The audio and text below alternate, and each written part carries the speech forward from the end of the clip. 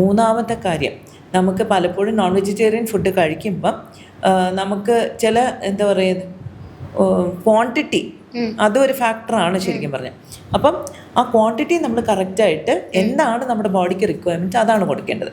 Non veg food നല്ലതാണോ എന്ന് ചോദിച്ചാൽ നല്ലതാണ്, പക്ഷേ അതിന് നമ്മുടെ വൈറ്റ് മീറ്റ്, അതായത് ചിക്കനോ ടർക്കിയോ അങ്ങനത്തെ കാര്യങ്ങൾ ചൂസ് ചെയ്യാം. റെഡ് മീറ്റിനാണ് പ്രശ്നം. കാരണം റെഡ് മീറ്റിൻ്റെ എഗെയിൻ നമ്മുടെ കൊളസ്ട്രോൾ കൂട്ടാനും നമ്മുടെ ഹാർട്ട് ഡിസീസിലേക്കൊക്കെ കൊണ്ടുപോകാനായിട്ട് ചാൻസസ് അവിടെ കൂടുതലാണ്. പിന്നെ പ്രോസസ് മീറ്റ് എന്നതൊരു കാരണം. ഇപ്പം പാർവതി ശ്രദ്ധിച്ചിട്ടുണ്ടാവും, നമ്മുടെ കേരളത്തിൽ തന്നെ ഇപ്പം സലാമി, സോസേജ്, ഇതൊക്കെ ഇപ്പൊ കോമൺ ആയിട്ട് വരുന്നുണ്ട് ആൾക്കാർ അല്ലേ. പ്രത്യേകിച്ച് ലുലു ഒക്കെ വന്ന ശേഷം ഈസി ആയിട്ട് അവൈലബിളും ആണ് സംഭവം. അപ്പോൾ അതൊക്കെ ശരിക്കും പ്രോസസ്ഡ് മീറ്റാണ്. അതിലൊക്കെ കെമിക്കൽ ആഡ് ചെയ്തിട്ടാണ് അത്രയും കാലം അത് ചീത്തയാകാതിരിക്കുന്നത്. അപ്പോൾ കെമിക്കൽ ഏതാണ്? നൈട്രോസമീൻസ് എന്ന് പറയും. ഇത് ക്യാൻസർ ഉണ്ടാക്കുന്ന സാധനങ്ങളാണ്. അപ്പോൾ ഇത് പ്രിസർവ് ചെയ്യാൻ ഹെൽപ്പ് ചെയ്യുന്ന ഒരു സാധനമാണെങ്കിൽ പോലും നമ്മുടെ ശരീരത്തിലും അത് അങ്ങനെ തന്നെ ടോക്സിക് ആയിട്ട് കിടക്കും. അപ്പൊ ക്യാൻസർ വരാൻ സാധ്യതയുണ്ട്. അങ്ങനെയാണ് ചിലപ്പോൾ കോളൻ ക്യാൻസർ ഒക്കെ ഉണ്ടാവുന്നത്.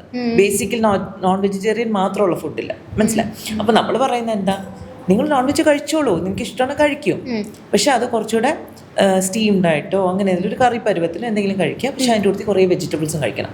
എന്നാലും ഈ നാരടങ്ങിയ ഭക്ഷണം അകത്ത് ചെന്നിട്ട് വേണ്ടാത്ത, ഇപ്പം നമ്മളൊരു ചൂലുകൊണ്ട് എങ്ങനെയാണ് തൂത്ത് കളയുന്നത് അതേപോലെയാണ് ഈ നാര് നമ്മുടെ വേസ്റ്റ് എല്ലാം ഇങ്ങനെ ക്ലീൻ ചെയ്ത് കൊണ്ടുപോകും. അതെ.